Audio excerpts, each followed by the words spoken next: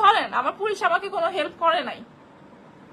সে প্রতিদিন আমার বাসার সামনে দাঁড়ায় থাকে। সে গত রাতে আমার বাসার সামনে দাঁড়ায় ছিল, গত 2 দিন সে আমার বাসার সামনে দাঁড়ায় ছিল, আমার বাসার সামনে এসে হর্ন বাজাইছে। আমি যখন দেখলাম যে না, সে আমাকে ফোন দিয়ে বলতেছে যে এইবার তোর মুখে অ্যাসিড মারবো, শুধু তোরই না আমার মায়ের মুখে অ্যাসিড মারবে, আমার বোনের মুখে অ্যাসিড মারবে, আমার বাচ্চাকে সে মেরে ফেলবে।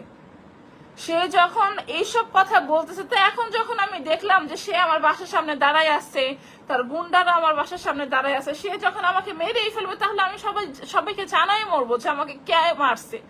আমি যখন মরছি, আমার অ্যাটলিস্ট আমার মরার রিজনটা আমি জানাই গেলাম।